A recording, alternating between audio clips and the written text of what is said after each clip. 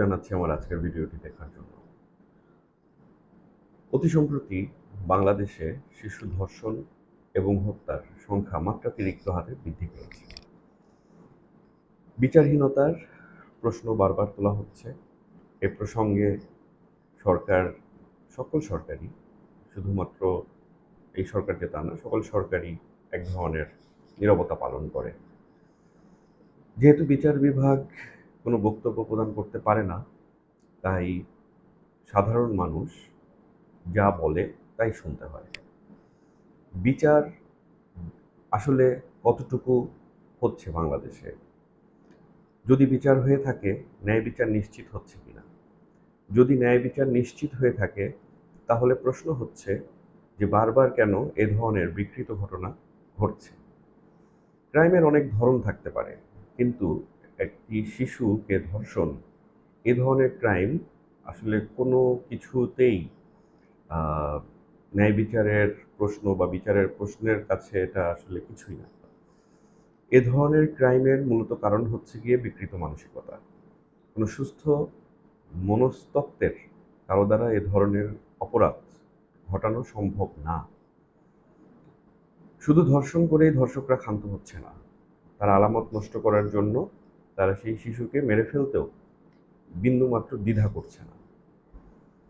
পুরো ব্যাপারটা শুধুমাত্র বিচারহীনতার দিক থেকে দেখলে হবে না, এর সাথে আরো অন্যান্য পারিপার্শ্বিক কি বিষয়গুলো জড়িত আছে সেগুলোও দেখতে হবে।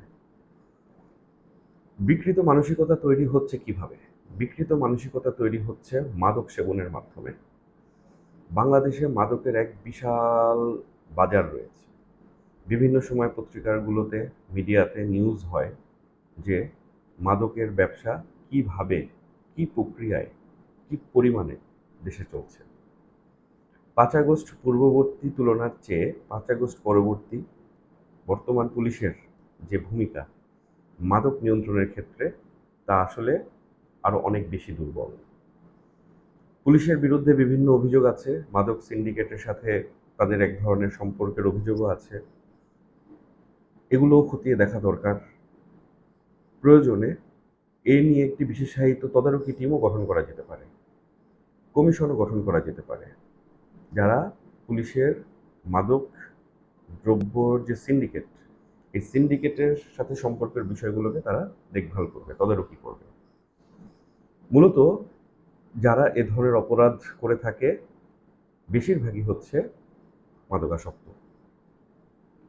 মাদক মানুষের বুদ্ধির, মানুষের বিচারের স্বাভাবিক যে প্রক্রিয়া, মনস্তত্ত্বে, ব্রেনে, সেটাকে ব্যাহত করে, অস্বাভাবিক করে দেয়, তার হিতাহিত জ্ঞানকে নষ্ট করে দেয়।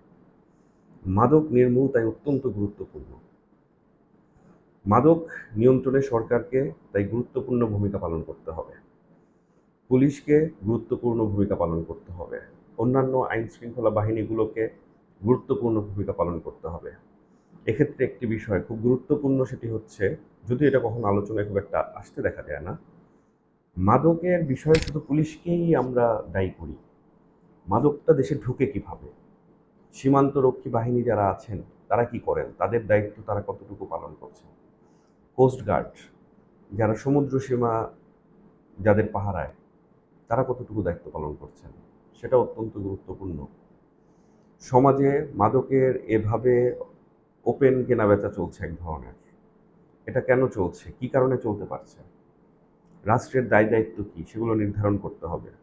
পাশাপাশি অভিভাবকদেরকে অত্যন্ত সচেতন হতে হবে।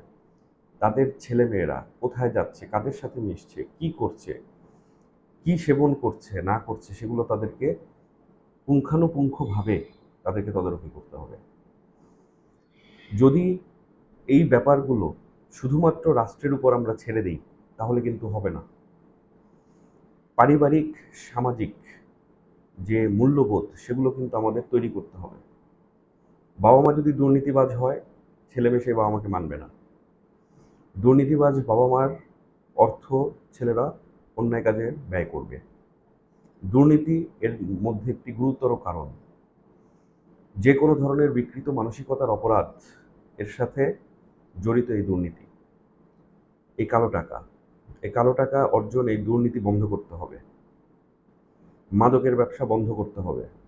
যদি পুরোপুরি বন্ধ করা না যায়, নিয়ন্ত্রণ করতে হবে, সর্বোচ্চ লেভেলে যতটুকু সম্ভব নিয়ন্ত্রণ করতে হবে। তারপরে বিচারের ব্যাপার, আদালতকে, বিচার বিভাগকে পূর্ণ স্বাধীনতা দিতে হবে। একজন বিচারক যদি স্বাধীনভাবে বিচার করতে না পারে, তাহলে বিচার নিশ্চিত হবে না। সমাজে যদি আইনের শাসন সরকার বাস্তবায়ন না করে, তাহলে মানুষ সরকারকে, বিচার বিভাগকে, আইনকে সম্মান করবে না। আইনের সৃষ্টি হয়েছে মানুষকে নিয়ন্ত্রণ করার জন্য। এই আইন সৃষ্টির, যে আইন রাষ্ট্রে চলে, এই আইন সৃষ্টির আগেও পৃথিবীতে ধর্মীয় আইন ছিল, তারপরে জাতিগত আইন ছিল।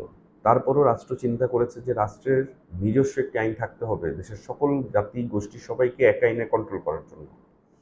তো সেই আইনটাকে প্রয়োগ করতে হবে, আইনকে সকলের ক্ষেত্রে সমানভাবে প্রয়োগ করতে হবে। আইনের শাসন নিশ্চিত এমনভাবে করতে হবে যেন করে সাধারণ মানুষের মধ্যে মেসেজ যায় যে আইনের শাসন বাস্তবায়ন হচ্ছে। যখন এ ধরনের আইনের শাসন বাস্তবায়ন হবে এভাবে, তখন সাধারণ মানুষ ভাববে বিচার হচ্ছে, দেশে বিচার আছে। একজন অপরাধী তখন অপরাধ করতে ভয় পাবে। একজন মাদক চোরাচালানকারী মাদক চোরাচালানে ভয় পাবে। একজন দুর্নীতিবাজ দুর্নীতি করতে ভয় পাবে। অপরাধের লেভেল কোন পর্যায়ে গিয়েছে যে একটা শিশুকে ধর্ষণের পর তাকে হত্যায় তার স্ত্রী সমর্থন করছে, স্ত্রী সাহায্য করছে, আবার পালিয়ে যেতেও স্ত্রী সাহায্য করছে।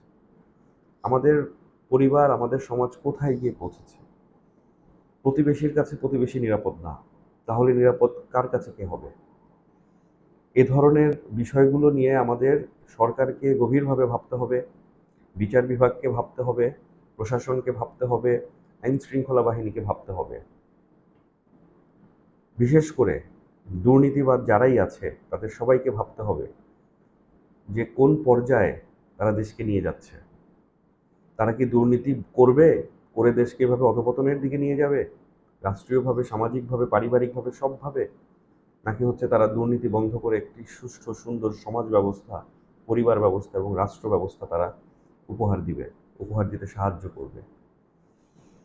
আমার আজকের ভিডিওটি দেখার জন্য সবাইকে ধন্যবাদ। সবাই ভালো থাকবেন।